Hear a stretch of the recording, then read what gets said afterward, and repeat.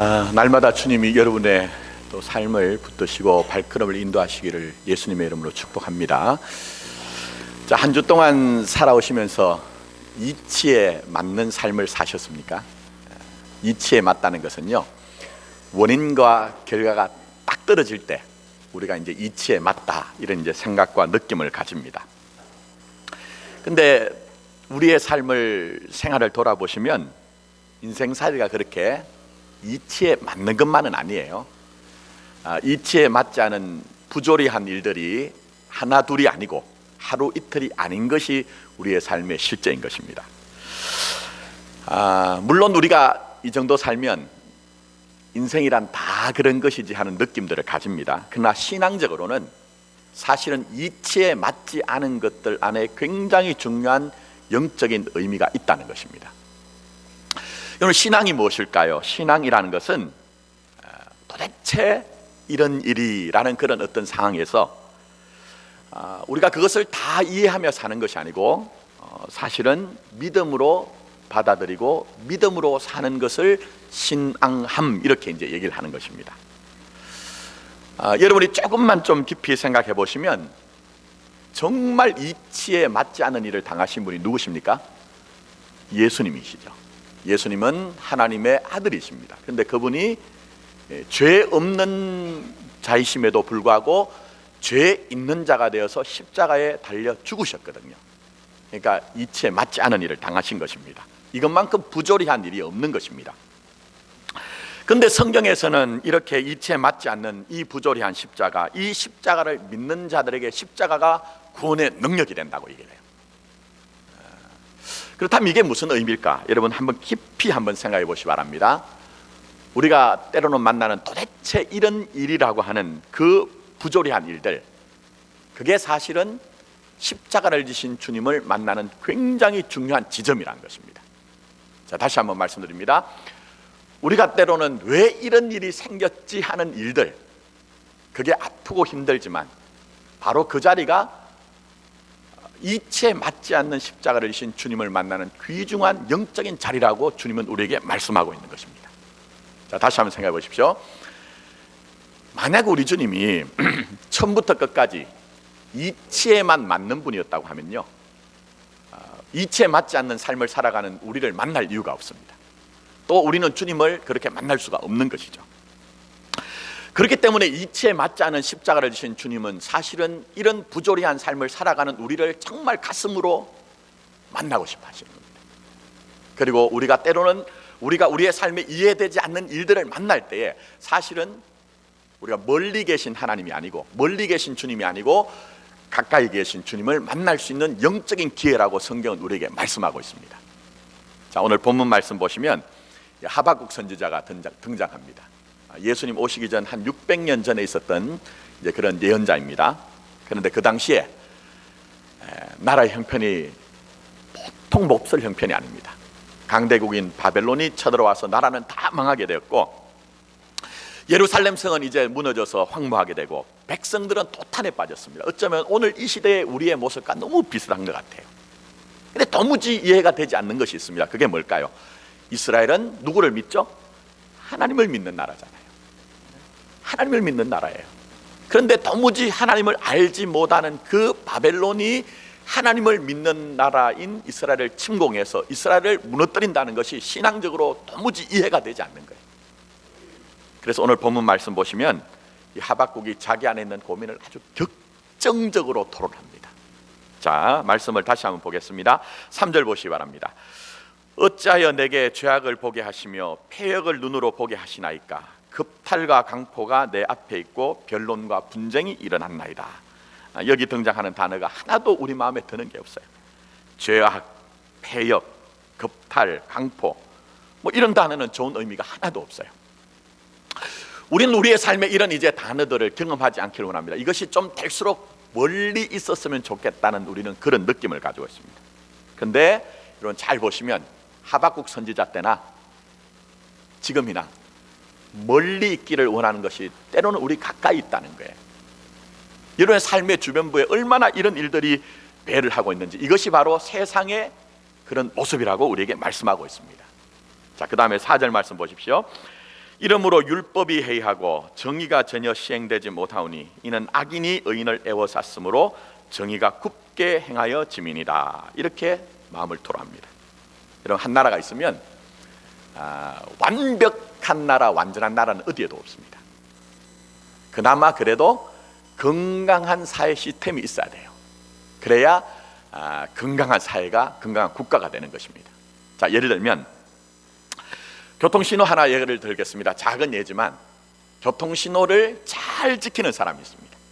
그러면 교통신호를 지키지 않는 사람들이 이제 당하는 그 불이익이 있잖아요. 근데 교통신호를 잘 지키는 사람들이 교통신호를 지키지 않는 사람들보다는 불이익을 적게 받아야 되거든요. 그게 건강한 사회입니다. 근데 역으로 교통신호를 잘 지키는 사람들이 오히려 교통신호를 지키지 않는 사람들보다 번번이 불이익을, 손해를 받는다고 하면 그 사회는 건강한 사회가 아닙니다. 근데 오늘 본문 말씀을 보시면 하박국이 살던 시대가 그런 시대였어요. 정말 말씀을 붙들고 믿음으로 진실하려고 하는 사람들이 오히려 인정을 받고 격려를 받는 것이 아니고 불의를 가지고, 폐역을 가지고, 계략과 모략을 가지고 사는 사람들이 큰 소리를 치는 그런 시대가 되었어요. 그러니 믿음을 가진 사람이 얼마나 힘들겠습니까? 마치 이 세상에 혼자 내버려진 것 같은 고립무원의 마음을 느끼고, 그래서 고독하기도 하고 외롭기도 하고 방황하기도 하는 것이, 또 자기의 무력감을 느끼는 것이 이 하박국의 시대요, 오늘 우리가 살아가는 시대인 것입니다. 자, 그런데 정작 문제는 그것만이 아닙니다. 결정적인 문제가 있어요. 자, 2절 말씀 보시기 바랍니다. 여호와여, 내가 부르짖어도 주께서 듣지 아니하시니. 어떤 느낌 드세요?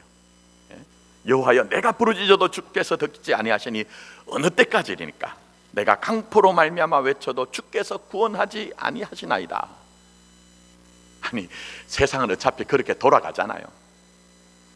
그러나 하나님은 살아계시다면서요. 하나님은 정말 살아계시다면서요. 우리의 길을 만드신 하나님은 우리의 작은 신음에 귀를 기르시고, 우리의 눈을 만드신 하나님은 우리의 정한 걸음을 살펴보신다면서. 그런데 왜 지금 내 음성을 듣지 않고 내가 가는 이 어려운 형편을 살펴보지 않느냐 하는 거예요. 하나님은 구원의 하나님이라고 하는데 왜 이 불의함 가운데서 우리를 건져내시지 않느냐 하는 거예요. 그러니까 답답하고 억울하고 때로는 눈물이 나는 거예요. 아픈 거예요, 여러분. 자, 13절 말씀 여러분 읽진 않았는데 한번 눈으로 한번 따라 보십시오. 주께서는 눈이 정결하심으로 악을 참아 보지 못하시며 패역을 참아 보지 못하시거늘 어찌하여 거짓된 자들을 방관하시며 악인이 자기보다 의로운 사람을 삼키는데도 잠잠하시나이까. 하박국 얘기가 무슨 얘기입니까? 하나님은 권선징악하시는 분 아닙니까? 악을 멀리 하시는 분 아닙니까? 나는 지금까지 그렇게 하나님을 믿고 있었는데 왜 지금 그런 일들이 일어나지 않고 하나님은 이 시대를, 우리의 삶의 정황을 그냥 수수방관하십니까? 이렇게 지금 아파하고 있는 거예요. 그것을 격정적으로 토를 하고 있는 것입니다. 여러분, 오늘 이 말씀을 보시면서 어떤 느낌 드세요? 여러분 주위에 혹시 그런 분이 계시다고 하면 어쩌면 여러분 마음속에 이분 너무 세다, 이분 정말 세다, 과격하다, 이런 마음도 드실 거예요. 그러나 여러분, 이 하박국의 호소는요, 잘 깊이 생각해 보시면 굉장히 중요한 것을 힌트하고 있습니다. 자, 그게 뭡니까? 우리가 우리의 삶에도 이 정도는 아니어도 여러분들이 때때로는 도대체 이런 일들이 왜 생깁니까 하는 마음을 우리도 경험하죠. 그런 일들을 종종 경험합니다. 때로는 하나님 지금 뭘 하고 계신 거예요 하는 그런 안타까움도 여러분의 삶 가운데 있는 것을 보게 돼요. 그런데 오늘 본문 말씀을 보시면 하박국은 이 마음이 결론이 아니라는 거예요. 이 마음이 그것으로 결론이 아니라 끝이 아니라 사실은 더 높은 차원, 깊은 차원으로 갑니다. 그래서 하박국 전체를 보셔야 되는데 1장에서는 어찌하여라고 하나님 앞에 자기의 마음을 격정적으로 토를 하고 있어요. 그런데 보면은 3장에 가면 없을지라도라고 하면서 전적으로 하나님의 섭리와 경륜을 인정하는 믿음의 사람이 되어 있다라는 거예요, 여러분. 그렇다면 우리도 이 사순절을 지나가며 주님의 십자가가 멀리 있는 것이 아니라 여러분의 삶에도 십자가의 현실을 우리가 맞닥뜨리잖아요. 때로는 우리가 도대체 왜 이런 일이 생긴 것입니까? 하나님 왜 지금 가만히 계십니까? 하는 그런 마음을 우리가 경험하잖아요. 그렇다면 우리가 어떻게 하면 하박국처럼 최종적인 승리의 삶을 살 수 있을까 하는 거예요. 그래서 오늘 우리가 이 본문의 말씀을 통해서 하나님의 음성, 주님의 음성을 듣는 여러분 되기를 예수님의 이름으로 축복합니다. 자, 먼저 첫 번째, 우리 하나님께서는 여러분에게 내 앞에서만은, 하나님 앞에서만은 진실하라고 말씀하세요. 중심의 진실을 가지고 내 앞에 나오라. 그럴 때 너희가 진실한 나를 만날 것이라고 말씀하고 계세요. 자, 말씀드린 것처럼 1장을 잘 보시면 읽고 있는 우리가 당혹스러울 정도로 이 하박국이 하나님 앞에 의문과 불평을 제기하고 있습니다. 3절에도 보시면 어찌하여라고 얘기합니다.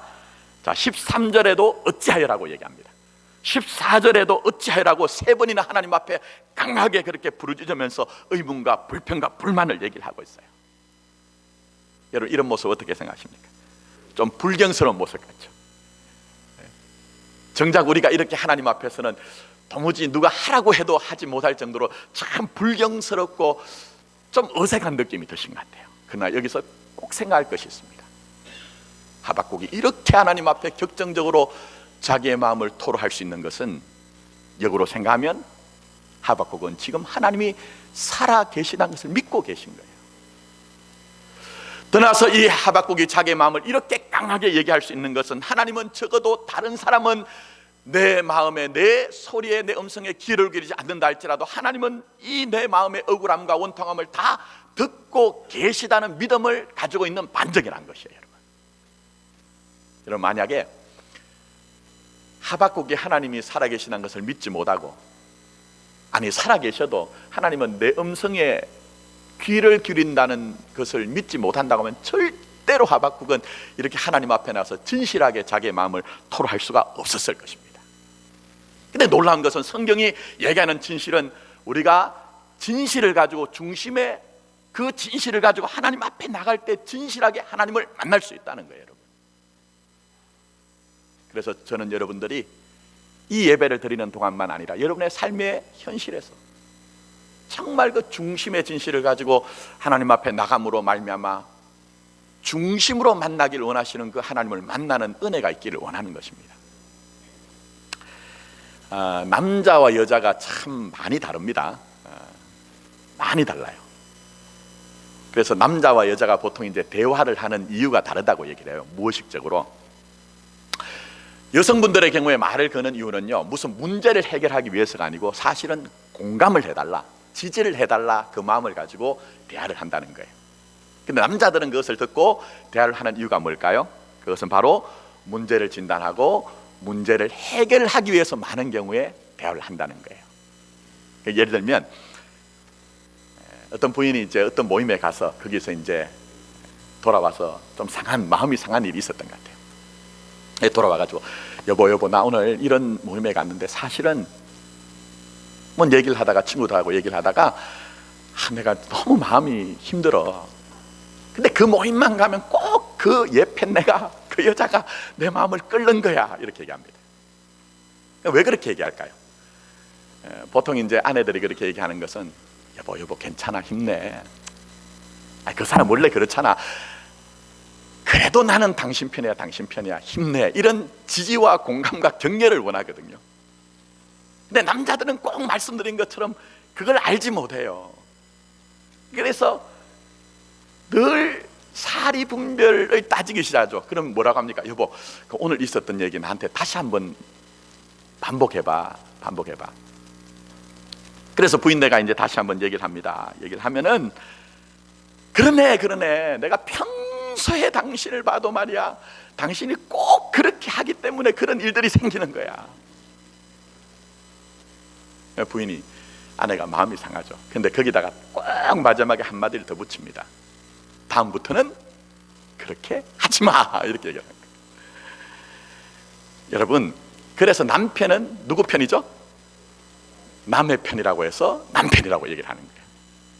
혹시 여러분 아내 되시는 분들이 우리 남편이 그렇게 좀 답답하시면요, 원래 그렇다 좀 생각하시고, 또 남편들은 오늘 여러분들이 좀 이제부터 뭘 따지기보다는 좀 공감하고 지지했으면 좋겠어요. 자, 근데 중요한 것은 오늘 말씀을 보시면 이 하박국이 이렇게 격정적으로 하나님 어찌하여 이런 일이 있습니까? 라고 묻는 이유가 뭡니까? 하나님은 남의 편이 아니라 내 편이라는 것을 알고 있기 때문에 자신 안에 있는 그 불안과 번민과 회의를 전부 이해되지 않는 현실을 정직하게 하나님 앞에 토를 하고 있는 거예요, 여러분. 그래서 여러분, 성경이 얘기하는 것은 이것입니다. 이 하박국이 어찌하여라는 과정이 있었기 때문에 결국은 없을지라도라고 하는 절대적인 믿음의 사람이 되었다는 거예요. 이 하박국이 어찌하여도라는 그 아프고 힘든 과정을 거쳤기 때문에 전적으로 하나님의 모든 일들을 수용하는 은혜의 사람이 되어 있다는 거예요, 여러분. 그래서 신앙은 정직한 질문을 하는 거예요. 진실한 질문을 가지고 하나님 앞에 나가는 것입니다. 우리가 하나님 앞에 진실한 질문을 할 때에 진실하신 하나님의 그 응답을 받게 되어 있는 것입니다. 그래서 오늘 이 하박국서 전체를 보자면 이 하박국이 하나님 앞에 진실합니다. 그렇게 진실할 때 의인은 믿음으로 말미암아 살리라는 결정적인 하나님의 음성을 듣게 돼요. 때로는 도무지 이런 일이 왜 생겼는지 모르는 그 삶의 정황 가운데 여러분도 정직하게 하나님 앞에 나감으로 말미암아 믿음으로 살리라는 그 하나님의 음성을, 결정적인 음성을 듣는 여러분이 되기를 예수님의 이름으로 축복합니다. 또 이 하박국이 중심의 진실을 가지고 하나님 앞에 그렇게 나갈 때에 하나님께서 말씀하십니다. 주여 하는 나의 힘이시라, 주여 하는 나의 힘이시라. 나의 발을 암사슴의 발과 같이 하사 나를 높은 곳에 다니게 하시리로다. 정직할 때에 새로운 인생의 문이 열린 거예요. 내가 물질의 힘에 사는 것이 아니고 권세와 그런 세상의 힘의 능력으로 사는 것이 아니라 하나님이 내 힘과 능력이 되신다는 것을, 그 은혜를 체험하는 놀란 하나님의 은혜가 이 하박국에게 있었던 것입니다. 사는 성도를 어떻게 하면 우리 자신도 때로는 어떻게 이런 일이 생기지 모르겠다 하는 그런 때로는 이치에 맞지 않는 일들이 생기잖아요. 그렇다면 여러분이 거기에 머물겠습니까? 어찌하여의 인생으로 끝내시겠습니까, 여러분? 우리도 마찬가지로 이 하박국처럼 모든 일들을 이해함으로 살아가는 인생이 아니라 믿음으로 살아가야 되는데 어떻게 해야 될까요? 우리 하나님 앞에 진실할 때 그 진실하신 하나님은 진실한 여러분을 만나 주시는 것입니다. 저는 아무쪼록 여러분들이 중심의 진실을 가지고 하나님 앞에 나가서 진실하신 하나님을 만날 수 있는 여러분이 되기를 다시 한번 예수님의 이름으로 축복합니다. 자, 두 번째, 우리 하나님은 자신의 자리를 지키면서 하나님의 뜻이 임할 때까지 기다리라고 말씀하세요. 내 자리를 지키며 기다리라고 말씀하세요. 자, 1장에서는 어찌하여 이런 질문을 던지고 있어요. 근데 2장 1절에 넘어가 보십시오. 그게 보시면은 이제 이 하박국이 결단하는 장면이 나옵니다. 물론 2장 1절로 우리가 보면 안 되고 1장 마지막에 하박국이 하나님 앞에 던지는 질문 가운데 이제 이해를 하셔야 됩니다. 자, 무슨 얘기냐? 하박국이 하나님 앞에 정직하게 질문을 던져요.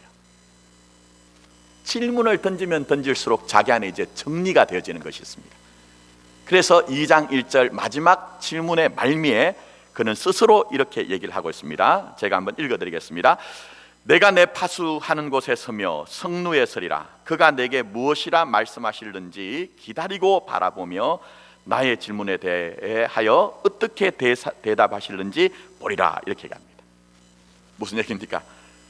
정말 충실하게, 진실하게, 정직하게 하나님 앞에 질문을 던졌더니 이제는 그 분유함과 격동됨과 요동됨이 정리가 되는 거예요. 그래서 의문만으로 사는 인생이 아니고 하나님 앞에 새로운 결단과 결정과 의지를 가지고 고백을 하는 모습이 여기에 드러납니다. 그게 뭡니까? 하나님, 아무리 힘들어도, 아무리 아파도, 심지어는 그것이 이해가 되지 않는다 할지라도 하나님 내게 있으라고 하신 그 자리를 지켜내며 하나님의 뜻이 임할 때까지 기다려 보겠습니다. 그렇게 결단을 하는 거예요, 여러분. 저는 우리 교회가, 우리 공동체가, 여러분들이 오늘 그런 새로운 결단으로 세워지는 여러분의 인생이 되기를 원합니다. 그런데 보시면 이 하박국이 얼마나 놀라운 결단을 하시는지 상징적으로, 비유적으로 이런 얘기를 합니다. 파수꾼이 어디에 선다고요? 파수하는 곳에 서며 성루에 서 있는 것처럼 자신이 그런 믿음의 자리를 지키겠다고 얘기합니다. 근데 이것은 간단한 얘기가 아닙니다. 굉장히 엄숙한 결단을 하고 있는 거예요. 우리가 그 역사적인 배경을 하면 이게 얼마나 어려운가 하는 것들을 알 수가 있습니다. 자, 무슨 얘기입니까? 그 당시에 강대국인 바벨론이 쳐들어와서 예루살렘 성은 다 무너졌어요. 그 당시에 사람들이 볼 때에 파수하는 곳에 서며 성루에 선다는 것은 아무 소용이 없는 일이에요. 사람들이 인정할 수 있는 일이 아니에요. 그런데 이 하박국은 하나님 앞에 진실하게 섰더니 이제 하나 믿음의 진실을 가지는 것이 있습니다. 하나님, 세상의 사람들이 나를 다 인정하고 격려하고 그것을 다 맞다고 하지 않는다 할지라도 적어도 하나님께서 내게 주신 그 음성으로 네가 이곳에 서야 된다고 하면 나는 다른 사람들의 안목을, 내가 그렇게 다른 사람들의 지지를 바라지 않고 내게 서라고 하신 그 믿음의 자리를 지켜내겠습니다. 하나님의 뜻이 임할 때까지 기다려 보겠습니다는 것을 결정하고 있다는 거예요. 여러분, 믿음이 뭘까요? 믿음이 뭘까요? 여러분, 다수의 사람들이 여러분에게 수긍하고 인정하고 맞다고 하는 것, 그럴 때 그것을 믿음이라고 할 수 있을까요, 여러분? 사실은 이 믿음이란 것이 오늘 이 하박국서를 보면은 천만인이 둘러 나를 지친다 할지라도 하나님의 믿음의 진실 앞에서 하나님이 서라고 하신 것, 그것을 지켜내고 하나님의 음성을, 하나님의 뜻을 기다리는 것만이 진실한 믿음이라고 우리에게 말씀하고 있는 것입니다. 물론 쉽지 않습니다. 물론 어려워요, 여러분. 어렵습니다. 왜 그러냐 하면 여러분, 세상사라는 것이 한번 보십시오. 세상사는요, 현상적으로, 가시적으로 뭔가 잘 되면 오라고 하지 않아도 사람들은 모이게 돼 있습니다. 근데 아무리 바르고 또 그것이 의미가 있다고 한들 때로는 그 일 때문에 어려움이 있으면요, 사람들은 흩어지게 돼 있습니다. 흩어지게 돼 있습니다. 그러니 지금 하박국의 이 결단은 굉장히 중요한 것이죠. 자, 예수님의 행적을 한번 보십시오. 예수님께서 눈먼 자를 눈을 뜨게 하십니다. 걷지 못하는 자를 걷게 하십니다. 심지어는 죽었던 사람을 살리실 때는 구름대처럼 군중들이 몰려오죠. 특히 오병이어의 기적 때는 사람들이 어떻게 합니까? 그 떡을, 육신의 떡을 먹고 예수님을 왕으로, 임금으로 옹립하려고 하잖아요. 그래서 예수님께서는 그것을 거절하시고 다른 곳으로 가시니까 그들이 배를 준비해서 건너편까지 주님을 찾아오는 열심을 부리잖아요. 그 열심을 부리잖아요. 그게 바로 세상입니다, 여러분. 근데 정작 십자가의 자리 어떻습니까? 그 십자가의 자리에서는 모든 사람들이 다 흩어집니다. 심지어는 제자들조차도 주님을 배반하고 떠납니다. 아니, 한때는 내가, 다른 사람들은 다 주님을 버릴지라도 나만은 주님을 끝까지 따르겠습니다, 부인하지 않겠습니다 했던 그 베드로는 저주하며 부인하는 몹쓸 사람이 되잖아요. 그게 바로 세상의 현실이란 거예요, 여러분. 그런데 우리 주님은 어떻습니까? 우리 주님은 끝까지 지켜내신 분이에요. 끝까지 지켜내신 분. 십자가의 자리를 포기하거나 십자가의 자리를 중단하거나 십자가의 자리를 외면하신 것이 아니라 그 일이 아프고 힘들다 할지라도 그 일을 통해서 아버지 하나님의 뜻이 이루어지기 때문에 그 십자가를 보여잡고 끝까지 십자가의 자리를 지켜내신 분이 우리 주님인 것입니다. 심지어는 사람들이 조롱하며 사람들이 외치면서 네가 하나님의 아들 그리스도냐, 남들은 구원하면서 어찌하여 네가 너 자신을 구원하지 못하느냐, 네가 진짜 하나님의 아들이면 그 십자가에서 내려와 보라고 조롱하고 외치고 소리를 칩니다. 그러나 우리 주님은 그 십자가를 버리지 아니하고 십자가 가운데 달려 돌아가셨습니다. 무슨 얘기입니까? 우리 주님이 그 십자가를 지켜내실 때 그것은 결국 자기 자신도 구원하지 못하는 자로 죽으셨다는 거예요, 여러분. 자기 자신도 구원하지 못하고 죽으신 자로 죽으셨을 때 그 참혹한 십자가, 비루한 십자가가 믿는 자들에겐 하나님의 구원 얻는 능력이 된 것입니다, 여러분. 그렇다면 오늘 우리에게 어떻게 하나님의 나라가 임할까요? 어떻게 그 하나님의 생명의 풍성함이 임할까요?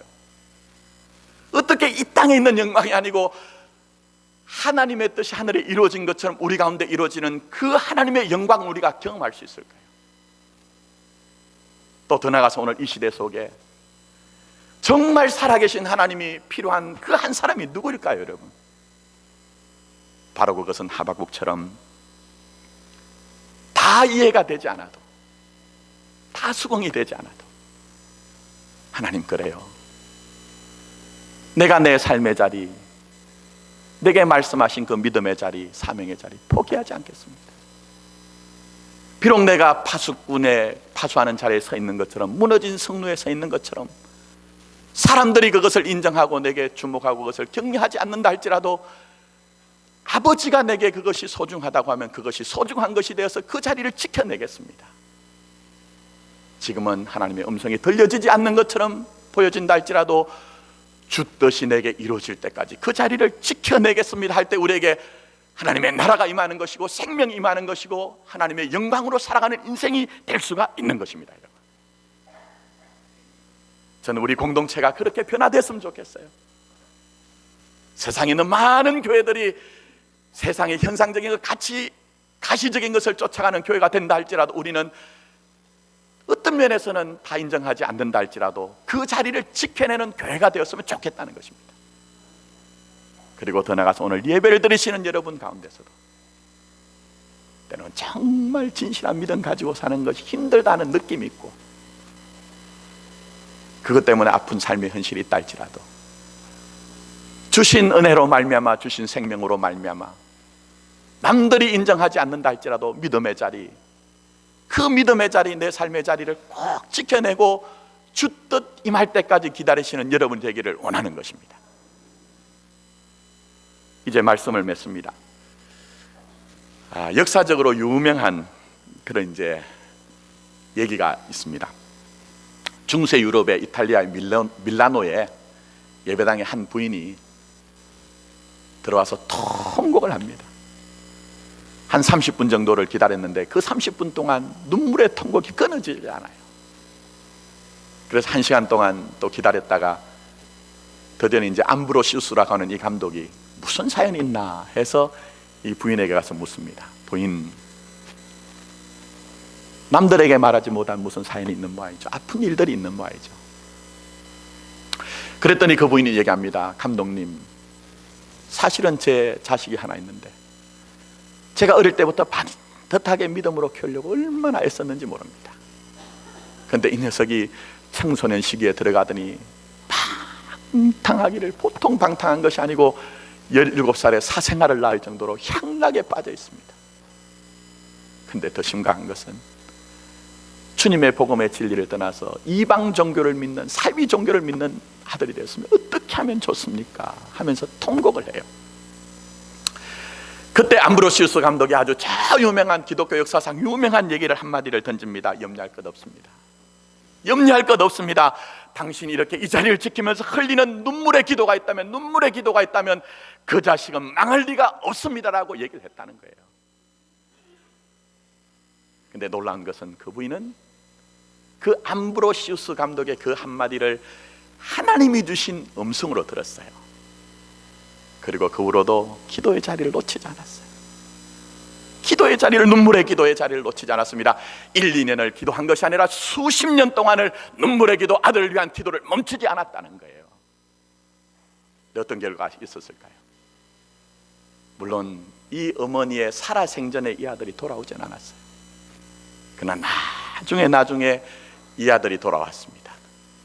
이 아들이 누구냐 하면 저 유명한 어거스틴이에요. 중세 최고의 신학자이며 철학자인 어거스틴입니다.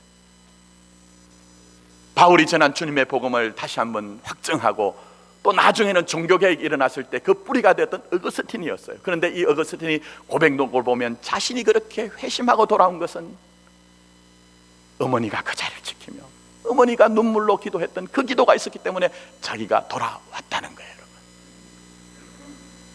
무슨 얘기입니까? 이 사건을 통해서 저는 다시 한번 여러분을 믿음의 자리를 초청합니다. 때로는 우리의 인생에서 내가 기대하고 내가 소망하는 일이 당장 일어나지 않을 가능성도 있습니다. 그러나 여러분이 믿음의 사람입니까? 여러분이 정말 주님을 소망하는 분입니까? 그렇다면 여러분이 있어야 될 자리를 지키십시오. 그리고 주 뜻이 우리에게 이루어질 때까지 기다려 보십시오. 그렇다면 우리는 이해하며 사는 인생이 아니라 믿음으로 사는 인생이 될 것입니다. 그리고 이 하박국이 말씀한 것처럼 우리의 발을 사슴의 발과 같이 높은 데 이르게 하시는 새로운 차원의 하나님의 은혜가 여러분의 삶을 새롭게 할 것입니다. 이런 은혜가 주 앞에서 정직하게 주님의 얼굴을 구하고 있어야 될 곳을 지켜내며 주의 뜻을 기다리는 여러분에게 한 주 동안 내내 있기를 예수님의 이름으로 축복합니다. 기도드리겠습니다.